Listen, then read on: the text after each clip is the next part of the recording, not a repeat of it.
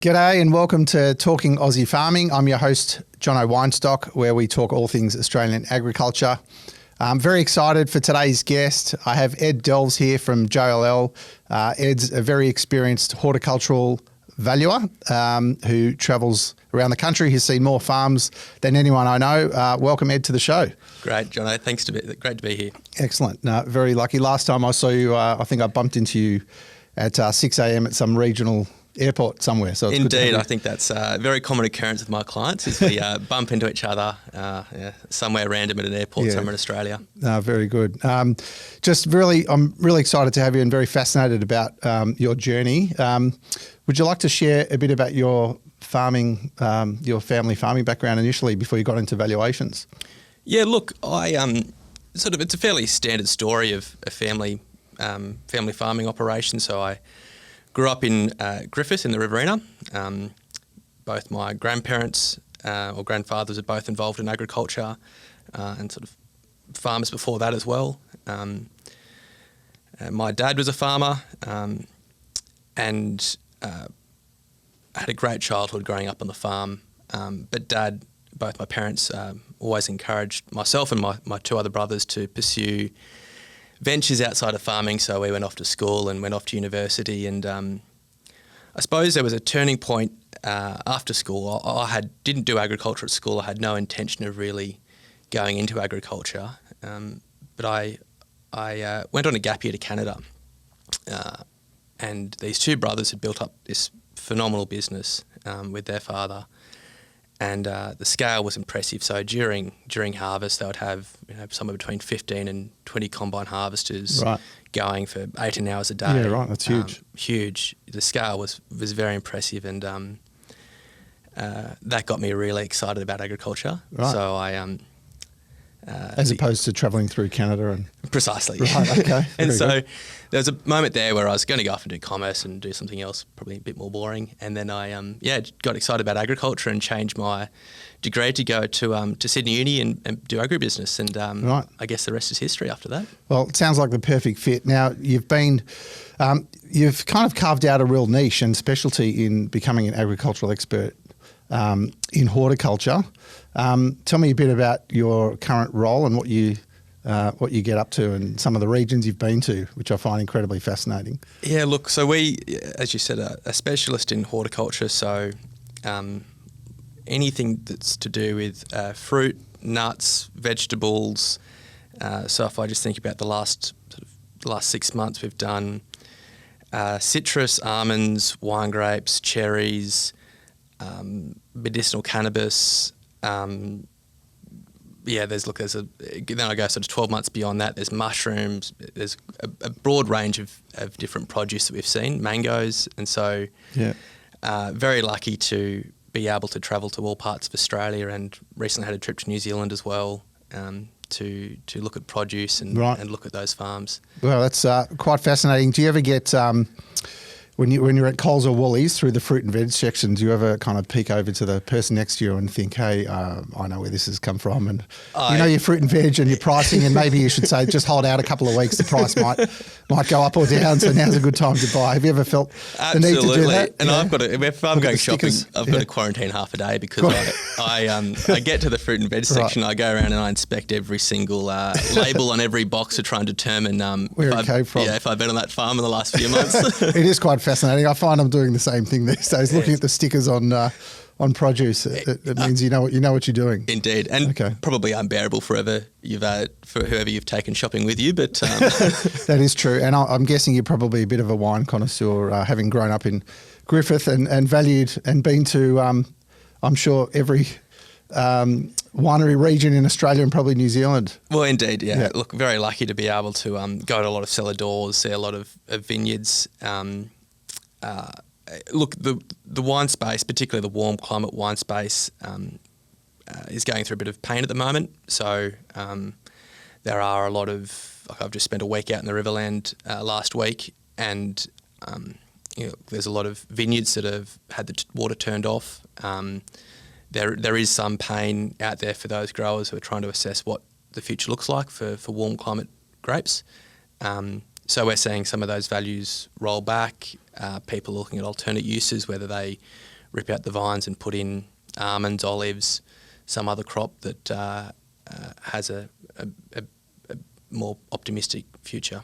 Right. Okay. I am keen to pick your brain a little bit on wineries. I guess we were chatting recently, and you mentioned you'd just come back from a trip from New Zealand, and you made an interesting comment that there was a vineyard in New Zealand that you valued worth $300,000 or $400,000 a hectare, which, from my calculations, is about 2 or 3 times the value of a Barossa vineyard. And we're very wary of lending to winery operations with its vulnerabilities and what's happened in the market. So keen to understand why the Kiwis wine's worth 3 times more. Yeah. So maybe they're making a buck from their grapes or their brand. And I guess, what's the future look like for vineyards? It must be really tricky to value if grapes and vines are being replaced with other crops or even used as cow paddocks. Yeah. So, and this is one of the things that I love about horticulture is that ultimately it comes back to earnings. It always comes back to yield and earnings. So for somewhere like the Marlborough in New Zealand, they have a very strong brand in the Sauvignon Blanc from the Marlborough region of New Zealand. It's fairly well known internationally, and for that reason they are able to command a sort of higher price point for a lot of their bottles of wine, particularly in international markets. So they have built this very strong brand over many years, and then particularly during those sort of COVID years when Australian wine into China was tariffed, had the imposition of a tariff on Australian wine. New Zealand benefited from that, and so some of those land values over there went up significantly during that period. And so some of the agents over there would say unusual times in that they would have 12, 15, 20 underbidders for a farm and just none of them coming to market. So values were getting up into that $400,000 a hectare mark. However, that's since corrected. So those values are coming back down again now. Okay. Globally, wine consumption is falling. Mm-hmm. People are drinking less wine. They're either not drinking alcohol or they're drinking RTDs or other categories. And so as a result, we're seeing even those premium markets like Marlborough in New Zealand are seeing vineyard values come back. Right, okay. Any tips for our listeners? I guess you've been to every winery region. What's your favourite drop and region to visit or just to enjoy? Oh, look, I love going to Tasmania. Any Pinot Noir from Tasmania is a favourite of mine, and I've got to be patriotic to Australia as an Australian agriculturalist, and I'll got to be patriotic to our Australian wines here in Australia. Understand. Just interested in, if we can talk, I guess, land values, which is your expertise and something that we, are really keen to understand. You mentioned, I guess, valuing a farm based on its cash flows, so discounted cash flow, which in simple terms meaning valuing a property based on how much money it makes consistently over time, and I guess what a purchaser's prepared to pay based on its earnings. But also, I love the level of detail on some of your reports where we've broken down different crops, plums, pears, apples, mangoes based on years of maturity, with a price per hectare. So I guess there's a lot of science behind it, but also there's quite an art to it. And I'm keen to understand, I guess, how you look at these, such a wide variety of commodities across Australia in different regions. But also, I'm guessing the art form is probably getting access to information that may not be public or off market to understand how some of these transactions actually go on to make an informed decision, and which we rely on as a lender. Keen to see what's the secret sauce, but plus I guess the scientific methodology behind your top quality work. Look, I hate to shatter the illusion, but there is no secret sauce, Jono. The curtain falls. Right. Look, when making an assessment, particularly with a discounted cash flow, a lot of the subjectivity lies in those assumptions. So we look at what historical production has been. We to the extent that it's available, we look at other agronomic reports or other information from experts who have made assessments of yields going forward, the health of the orchard. We look at pricing. So yes, pricing isn't always available, publicly available. So we do have people we contact in the industry to stress test things, and we have we call in a few favours here and there for certain pieces of information. And this is one of the great things about ag, is that people are, in my experience, people have been very generous with their time and resources in helping other people out. So to that extent, we're very lucky to sort of work alongside a lot of good people. So ultimately, it does just come down to those assumptions that we plug in for a discounted cash flow. Mm-hmm. We also rely heavily on other sales of comparable sales. Exactly. Okay. But also it's interesting looking across regions. So whereas a traditional broadacre farm, you'll look at, soil type or within a reasonable distance away from the subject site, whereas with horticulture it's a bit different. I guess you're a bit more open-minded about looking at different regions. Indeed. Across Australia, so bananas in Queensland versus another state have quite remarkable differences in value. Absolutely, and yields for the same crop can vary significantly from region to region. So, Tasmanian Pinot, obviously they're achieving a much higher price point per tonne, and so they are focused on maintaining very high quality, so therefore only try to crop it at a much lower level, tonnes per hectare, than say somewhere in the Riverland. So look, it does vary by region, and that's one of the exciting bits, right, is to be able to see how different farmers operate and run the same crop, essentially. Yeah. Fascinating. Now, which crops, in your experience, I guess at the moment, which commodities seem to be heading in the right direction, and which ones do you think are declining, which ultimately, I guess, impact on land values in horticulture? Yeah, look, it's a question that gets asked a lot, and I think it's a really worthwhile question to be asking, particularly at the moment where in horticulture there's a spectrum of things that are shooting the lights out, blowing the doors off, going really well, and then crops that aren't doing so well. Right. And so it's a question a lot of people are asking about, well, if this isn't making money, what should I go and do? Yeah. I've just returned from about 6 weeks ago, was at a trade fair, a horticultural trade fair in Hong Kong, Asia Fruit Logistica. So there's something like 14,000 attendees from all over the world go to this big conference in Hong Kong, and there's every piece of fruit you could ever imagine. Pink pineapples, blueberries the size of golf balls. There's everything there. Right. And we probably only grow a tiny portion of what was available. Everything. It blew my mind. And to your point, I'm pretty proud of Australian agriculture and Australian horticulture, but it did prove a point that we are a very small player in a very big market. Right. And so to that end, I did come back very bullish on the premium horticultural products. So Australia's not going to, my view is Australia's not going to be able to feed the world. We don't have the scale to sort of do huge volumes of exports. But what we can do is a high value, high quality product. Mm-hmm. And I think that's proven. Like, we've been to a few farms recently where the profitability is very strong, where they have a branded product. So they might grow some high quality horticultural product. They process it on site.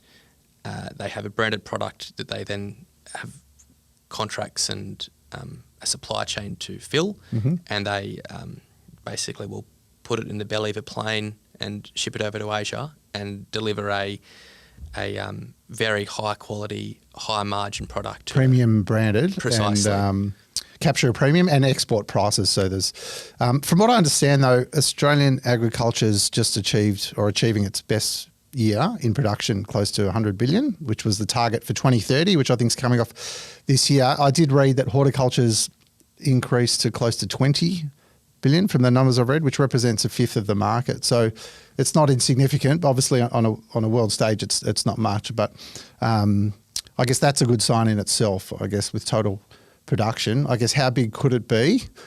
A more fruit and veg going in the ground or less. So I guess turning the clock forward 5, 10, 20 years time, where do you think it will be? What will there be more? Do we need to grow more peanuts, apples, pears, oranges? Which are tough to make a buck on from what I've seen. Where do you think it's going? Look, I think there's a very bright future for Australian horticulture. I think there will be consolidation, as there has been recently in all sectors of Australian ag. So we will see, the sort of big farms get bigger. Where I think we will, and we're already seeing it now, more control over the supply chain. So what that means is just everyone talks about adding value and moving up and down the supply chain. What that means in practical terms is a farmer who has some sort of processing facility or some type of grading alteration to the food to almost make it ready for the consumer, shelf ready at the farm gate. In my experience, the farmers that have been able to do that successfully are doing very well. They are the sort of most profitable and it tends to reflect it in the valuations. Gotcha. I must say, eating an apple off the tree or a fresh mango has got to be one of the highlights, and you do notice the remarkable difference in taste, don't you? Absolutely. It's one of the pleasures. Yeah, we were at a... There's only so many lemons you can fit in the back of the car though, and use on the way home. You might save a few bucks, but it's a lot of lemons. We were at indeed, it's one of the perks of the job. We were at a berry farm recently, and the farm manager was generous enough to invite us into the trial section where they were running a few different varietals and trials of different flavours and flavour profiles. And he was explaining what they were trialling, what was going on. And as he was talking, I sort of was tasting a few things here and there, and I sort of then couldn't stop. Monty and I were sort of would go to a different section and try another variety, to the point where the farm manager had to very delicately say, "Look, boys, you're going to distort the results if you keep on. We've got more in the fridge inside of you." You probably can't shop at Coles again. You need the fresh produce. I guess let's talk. Actually, before I get onto water, which is a very fascinating topic, I guess, based on your knowledge and experience in all forms of horticulture across Australia, if I did give you an open checkbook, although checkbooks don't exist anymore, but if I said, Ed, go and build me a horticultural farm for profit and land value increase, where would you invest that money and how much would you need? How much would I need? And what region, I guess, yeah. Look, my answer does change, Jono. Yeah. Having just come back from a few trips to Hobart and Tasmania, I am pretty bullish on Tasmania as a horticultural region. Mm-hmm. I think it has a lot of things going for it, particularly not least climate. I think the brand resonates, like brand Tasmania resonates with a lot of people. Having said that, look, I grew up in Griffith, and I'm pretty bullish on the Riverina as well. I think it's a great place to grow fruit and vegetables, and it's got a proven track record. So, open checkbook. Look, I would be looking at both of those two regions. Right. What would you plant in Tassie? Oh, look, I think.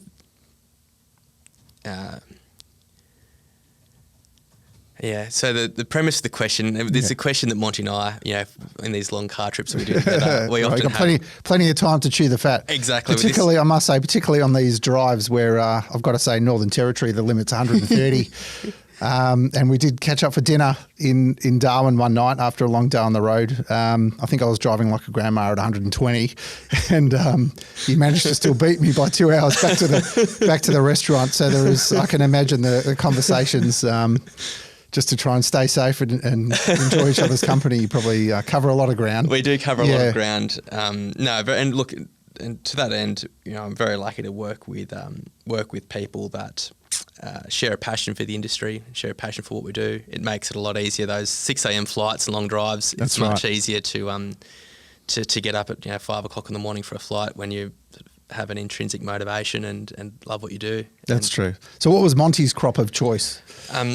Look, versus yours, were you on the same page or? Well, he often says avocados up in northern New South Wales, southeast Queensland. To which I then retort, well, they're not making a lot of money at the moment, so I think that'd probably be more of a lifestyle aspiration than a sort of money making exercise. Yeah, true. It's a bit of a balance, I guess. Indeed.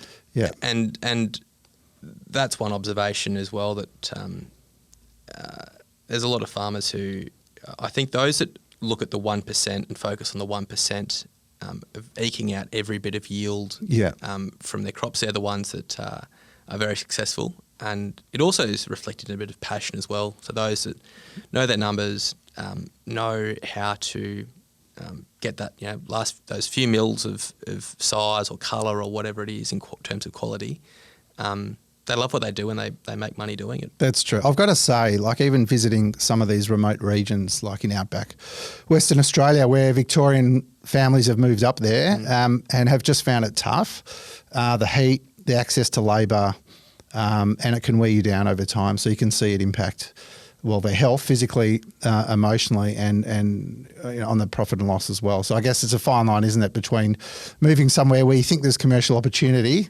with being able to actually run a successful business and live, and live a happy lifestyle. It'd be nice not to have neighbours. I look forward to that one day where it's nice and quiet. But that's probably why I like some of these farm trips. But Melbourne for now. Just onto water. And you're a bit of a water guru and understand the markets quite well. So just keen to understand, I guess, what's happening in the water market and how it's impacting, I guess, the choice of crop and productivity. To me, from an economics perspective, it makes sense that water should go to the highest value crop that benefits Australian production and global production. But at the same time, there's conflicting interests over the use and allocation of water, which I understand the social and political arguments. But I guess from an economic perspective, keen to see your view on what's happening and where water's going. Yeah, look, and I agree. I think ag has been through a lot of change in terms of water in the last 20 years. So water markets are a fairly new thing. It's taken some time for people to adjust to water markets and understand how they operate, and people have become more sophisticated in the way they participate in water markets. In the last few years, we've seen the federal government enter the market to purchase water on behalf of the environment. So they've purchased a significant amount of water back and have taken that out of, they've taken it out of the consumptive pool, I suppose. I would say we haven't necessarily seen the consequences of that yet. It's been a relatively wettish period the last few years. We've also, at the same time, we've also seen a lot of permanent plantings go in the ground. And to your point, almonds in general terms are the highest and best use of water. So I think over the next few years, particularly as we inevitably enter another drought, we will see permanent entitlement prices rise. How much, I don't know. But I think water is the bottom line, and increasingly people understand that without sufficient volumes of water to support an enterprise, you don't have an enterprise. No, that's right. I guess the question is, should an almond producer pay the same amount for water as a dairy farmer, for example, or someone producing a lower yielding crop? Well, and we've seen this in, say, the Goulburn Valley, historically a dairy region, and a lot of those, I was on the phone to a client this morning, a lot of those regions have gone from dairy farms into almond farms, for example. So we are seeing it has probably been the catalyst for a lot of transformation. And that is one region where water markets have probably prompted, among other factors as well, but has been part of a series of factors that has led to the dairy industry moving to regions like, consolidating in regions like Gippsland, the Western Districts and Warrnambool, as opposed to Shepparton, Numurkah, Kattunga. Gotcha. Now, just keen to hear some quirky stories about some of your travels. You've seen some weird, wacky and wonderful farming regions, which is all part of the fun. You're happy to share a couple of stories? I mean, I've seen saltwater crocodiles metres away in the backyard. Yeah. You know, watch out for, and he's got a name. He comes around regularly. You know, but they carry shotguns apparently, so they're fine. You know, that's outside my domain. But there are some interesting characters. Keen to hear a couple of stories or experiences, and maybe you may or may not have felt overly safe. Oh, look, it's not uncommon that we get in the back of a ute and there's, you know, gun, which is pretty standard for a farming operation. Yeah. There was one a few years ago, a strange farm. It was not far from Sydney, sort of in the sort of Goulburn region. Right. And it was an aquaculture facility. So they had a few big sheds full of these ponds and a couple of houses and community centres that hadn't been used for a long time. And we rolled in to do the inspection, and very unusually there was a security guard sort of standing at one of the sheds, and we were told that we sort of had to be very careful, and he was very reluctant to let us in. Turns out that they were filming a sci-fi movie on set, and so we're trying to do this valuation while there's cameras rolling around and there's actors sort of doing this weird sci-fi acting in this sort of what was just an aquaculture shed. Right. And it was such a strange experience because they had no idea what we were doing, we had no idea what they were doing. Right. And delicately, it was such a strange... Right. How did you value that one?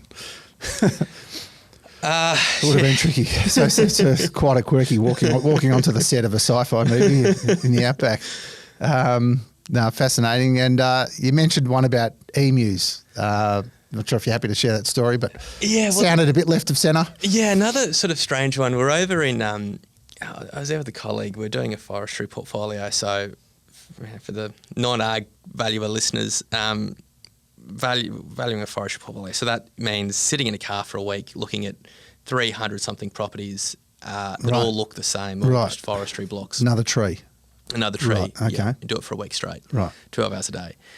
And we're at probably 335 of 565 farms. Right. I'm guessing it was pretty hot too. Yeah, pretty hot. Yeah. And about sort of 4:30 in the afternoon, ready for dinner and a beer. And roll into another forestry farm, and this guy emerges from a rustic dwelling, and we were in need of some conversation, and he was happy to oblige, and we had great conversation, really nice guy, and he got chatting, and he invited us to see his emu flock. Right. And so we ran the back, and he sort of gave me some... I can't remember what it was, some sort of feed to feed these emus, and he was describing the pedigree and the family tree of the different emus, which turned out was quite a twisted family tree. Right. And as I was sort of observing this really odd flock of emus in captivity, he turned to me and said, he said to me with a very straight face, he said, "Ed, people come here and they tell me they can't believe what they're seeing." Right. And I felt exactly the same way. Right. Okay. What was the secret behind their weirdness? Just such a strange... Right. I'd never seen just type of emu. 20 emus just sitting back someone's backyard. There before. You go. Okay. Well, it keeps him occupied, I guess. Fascinating. I guess part of these trips that I enjoy is, we turn up to meet these farmers in order to help them provide them a check to improve their farm and keep farming. And we get well looked after with lamingtons and cakes, and once we've met them, they really appreciate our help. Although I'm guessing with valuations, you might actually sometimes get the opposite, where many farmers think, or property owners think their farm's worth more than it is. So I'm just wondering whether you get the same hospitality as us, or you're well and truly out the door before you tell them what it's really worth. Yeah, it's a funny, and typically it's actually a bit of a role reversal here. Yeah. Me answering the questions. Normally it's the other way around, whereas I'm sitting with the farmer asking the questions of what yield is this and how much does this XYZ cost. So look, yes, it is a sort of perpetual sort of thing that yes, people are typically incentivized to get the bump it up a bit, I'm sure. Particularly when they've spent $1 million on a shed or a house, and it sounds like it's impossible to replicate that value in a valuation once the investment's been made. So precisely, and I think the role there is just to be open to step through. Firstly, be open, ask the questions. How much did it cost? What is the basis for X, Y, Z? And then not be too. You don't want to be too defensive or too argumentative. I think it's calmly explain the rationale and sort of point to some sales in the region that point to the evidence. True. The data speaks for itself, and I've got to say we've learnt the hard way as well. So we've spoken to farmers who have some interesting expectations, and so we now ring you straight off the bat and say, Ed, is this guy a nutter, or are we in the right ballpark here? Just so we don't waste any time. And I'd probably say 1 or 2 in 10 probably have seriously unrealistic expectations, but for the most part, they're open to understanding what's actually happening in the market and keen to learn. And then we make rigorous and diligent investment decisions based on these valuations. So we rely on them and really enjoy reading the reports and drill down into the methodology behind the calculations to make sure that makes sense. But yeah, and I guess the proof's in the pudding. We haven't had any issues or challenges, and it all stacks up. So the role that you play for us and for farmers being able to access the credit markets is actually maybe more significant than you realise, and you're having an impact not only on telling them how much the property worth, but is helping us and a bank make an investment decision that impacts essentially farmers being able to borrow money and invest in their farm or save the farm. And we're a bit more conservative against horticultural assets. I guess there's a little bit more volatility, where profitability impacts value maybe more so than other farms. For example, in drought, farmers struggled to make $1 growing a crop, but land still went up. Whereas in horticulture, it's a bit different. Is that fair to say? Indeed, and I think to your point exactly, to some extent it comes down to management. And so, if you were to look at say a dryland cropping block out in the Mallee, no matter whether you're the best farmer in the region or the worst farmer in the region, that farm will always be within a certain percentile of the joint next door that's sold down the road. Whereas in horticulture, the yield and the management and the sort of orchard setup does have a very significant impact on value. Totally. And I can share a personal example. I tried to grow tomatoes in my backyard in metropolitan Melbourne. Yeah. Not so good.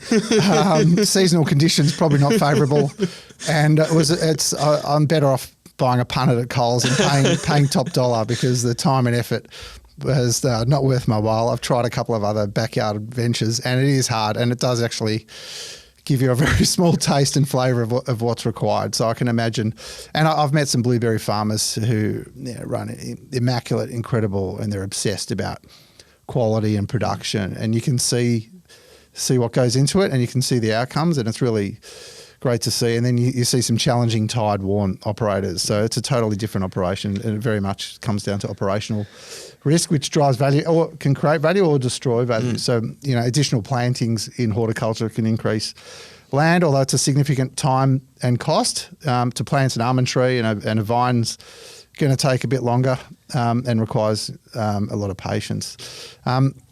Now, just keen to understand, now that you've seen the country, when it comes time to retire, I cannot picture you in a caravan going to some rural Australia. Probably time to go back on a Kentucky tour around Europe, or kind of catch up on your Canada trip. You've seen all of Australia, so when it comes time to retire and play more golf, what part of Australia do you think you'll end up in? Will it be metropolitan or back at the family farm in Griffith? Oh, look, I love rural Australia.